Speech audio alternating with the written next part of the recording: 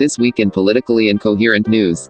Hurricane season. Global warming is blowing us away with multiple Category 4 hurricanes. And the internet lights up with conspiracy theories once more after Michio Kaku explains that governments have knowledge of controlling the weather. Many take to the internet to tie in Haarp. Global warming, and Michio Kaku's statement to accuse the Haarp utilizing nations of creating this record-breaking hurricane season. And now we're learning that scientists and researchers are looking at how to change the weather on purpose. That's right. Lasers now could one day manipulate rain and lightning. CBS This Morning contributor Michio Kaku is a physics professor at City College of New York. Professor, nice to see you. Extraordinary seeing Al Gore and Bill Clinton there together with Charlie, wasn't it? That's right, yeah. Yeah, they did not get into this discussion, though. But it is fascinating. I mean, lasers, really? To change the weather?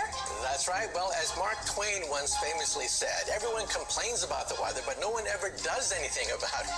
Well, instead of doing a rain dance, we physicists are firing trillion-watt lasers into the sky to actually precipitate rain clouds and actually bring down lightning bolts. This is potentially a game changer. But this is experimental. It's experimental. However, in the laboratory so far it works. When you have water vapor and you have dust particles or ice crystals, you can precipitate rain. It condenses around the seeds. These seeds can also be created by laser beams. By firing trillion-watt lasers, you rip apart the electrons, creating what are called ions, and these ions act like seeds, like dust particles, bringing down rain and even lightning. Go ahead. Well, this fascinates me in part because, too, I remember reading the stories that China had used this during the Olympics, that the USSR had used this after Chernobyl to create rain clouds. I mean, did those really work then? We have some of these capabilities now? Inconclusive. Even in the 60s, the CIA used this to bring down monsoons during the Vietnam War, to wash out the Viet Cong. Governments have been playing with this thing. Alleged to. Alleged to, right. Yeah. Now, we realize that for decades now, these governments have been alleged to have experimented with weather control, but nothing conclusive. This time we're bringing in the laws of physics rather than simply waving our hands and uttering mumbo-jumbo. We're actually using trillion-watt lasers now, and in the laboratory, sure enough, they precipitate rain out of water vapor.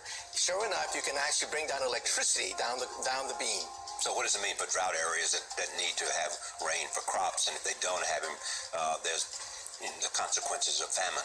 Well, the bad news is, if it's a clear blue sky, it's not going to do anything at all, because it only takes water vapor that's already in the air and condenses it.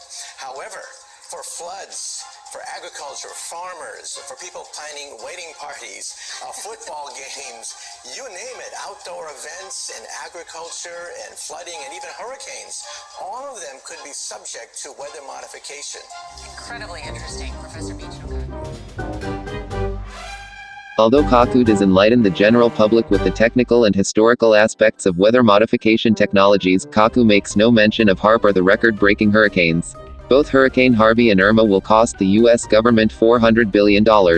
I don't think our economies are ready to withstand nature's fury, so we are forced to war. He lies that this is the worst time in human history to remain uninformed or misinformed. As records break, so too does the local economies affected by nature's destructive force. We must face the facts. Earth cannot handle humanity's blatant disregard to its delicate ecosystems. Human influence must be confined to specific metropolitan regions, as mentioned by U.S. conservative think tanks and Age. NDA 21 in the later part of last century. It lays out the goal of relocating all human populations to the currently existing major cities. Settling outside the city would be outlawed. Considering the extent and now acceleration of the deterioration of natural ecosystems worldwide, Agenda 21 is now not such a bad-looking idea. Alternatively, if people embraced green self-sustaining living, where communities grow their own food, and individual homes managed waste and produced their own energy, natural disasters won't affect families so severely if our way of life began to accept decentralized strategies to cope with nature's fury.